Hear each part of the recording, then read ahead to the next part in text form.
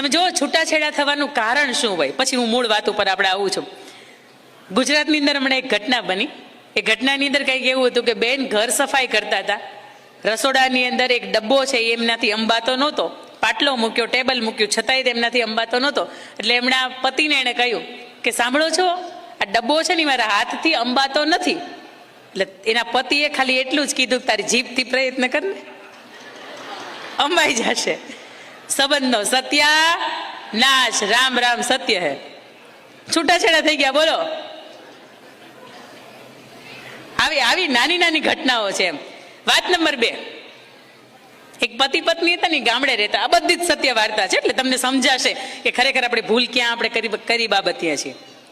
વાત નંબર 2, પતિ પત્ની ગામડે રહે. એના પત્નીને તાવ આવ્યો.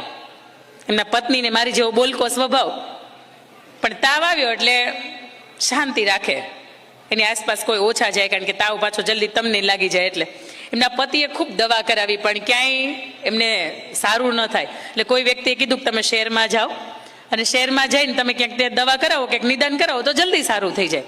એટલે એમના પતિ છે એમના પત્નીને લઈને શહેરની અંદર આવ્યા. સારા એવા ડૉક્ટરને ત્યાં એનું નિદાન થયું, ચેકઅપ થયું, અને થર્મોમીટર છે એ 3 મિનિટ પૂરતું એમના પત્નીના મોઢાની અંદર રાખ્યું. એમના પતિ થોડાક દૂર બેઠા હતા. આ ઘટના જોઈ ને એટલે એના પતિ દોડીને નજીક આવ્યા ને એને એવું કીધું, ડૉક્ટર સાહેબ એનો તાવ સારો થાય કે નહીં મારે નથી જોવું, પણ તમે જે આ મશીન મોઢામાં મૂક્યું છે ને એ કેટલાનું આવે ને એ મને તમે કહો.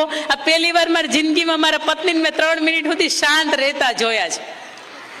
તાવ સારો થાય કે નહીં એ પછીની વાત છે, પણ મને તમે એ કહો કે આ જે તમે મશીન મૂક્યું છે ને એ કેટલાનું આવ્યું છે. એના માટે મારે સગવડતા નહીં હોય તો હપ્તે હપ્તે આપી દે, પણ આ મશીન મને આપી દો. એટલે ડૉક્ટરનું એવું કહેવાનું કે આ મશીન મારે ઘરે યુઝ નથી થતું, હું જેટલા યુઝ કરું છું ને બધા અહીંયા જ કરું છું. આ હળવી શૈલી છે, પણ વાત મારે તમને આના માધ્યમથી એ કેવી છે કે પતિ પત્નીની વચ્ચે, 2 પાત્રોની વચ્ચે જ્યારે સમજણ હોય ને ત્યારે ખૂબ મજા આવતી હોય. અને આપણા 16 સંસ્કારો પૈકીનો 10મો સંસ્કાર એટલે વિવાહ સંસ્કાર, કે જેની અંદર માત્ર 2 પરિવારોનું મિલન નથી થતું, માત્ર 2 શરીરનું મિલન નથી થતું, પણ 2 એવા સમજણા અથવા તો 2 એવા અધૂરા 2 આત્માનું સર્જન એમાં મિલન થાય છે, જેમાંથી એક પુણ્યાત્મા છે ને એનો જન્મ થાય છે.